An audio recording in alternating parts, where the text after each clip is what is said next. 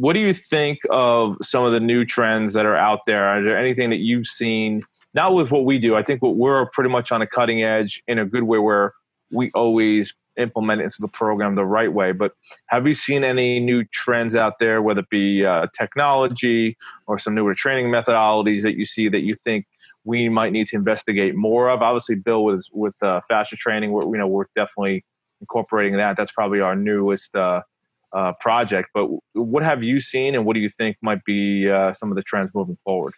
Yeah, I mean, for myself personally, I'm all in on sleep. I'm all in on sleep tracking. I'm all in on seeing when someone is sleeping. And I give a huge shout out to Fitbit for making it super accessible. And now even the Apple Watch Series 6 is releasing with better sleep tracking, with like blood oxygen levels being built into the watch as well.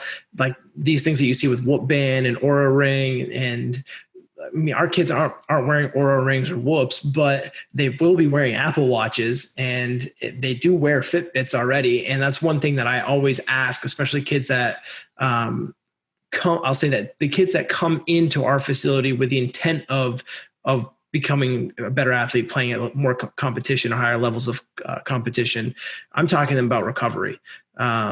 Like, yes, the technical side of training and velocity-based stuff that is coming out with like Push Band does a really good product. But I'm honestly, Steve, like I'm not really up with like all the other technology because we don't really have the budget to afford it in our gym. I think a lot of gyms. Yeah, but I'm all in on sleep and recovery, nutrition as well. Like I said, we have a fleet of registered dietitians, as I like to refer to them.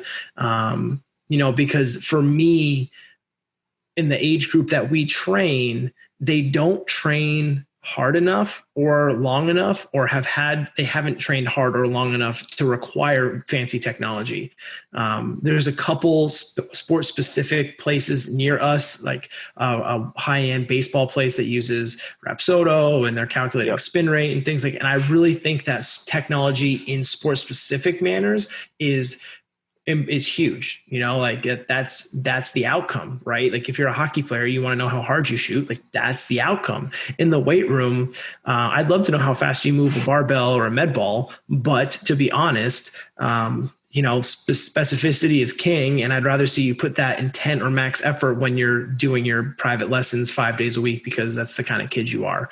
So for me, if I can really drive home recovery, if I can really drive home sleep, if I can drive home nutrition and getting kids to think about that as it relates to their ability in the weight room, I'm doing two things. One, I'm making them actually a better person.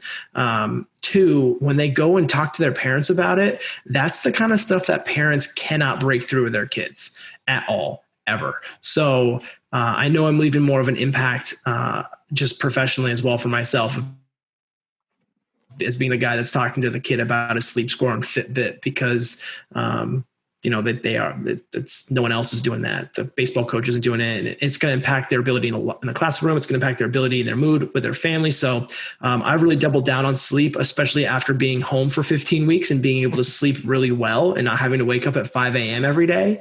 It's become more important, and it's I think still the greatest unknown in sports is sleep and sleep trends. And I know that the NBA is putting a lot of stock into each team having their own sleep doctor that tracks travel trends and all this information. So you got to figure, if pro sports is investing millions of dollars into it, then anything we can do on the youth level is only going to set them up for success along the way.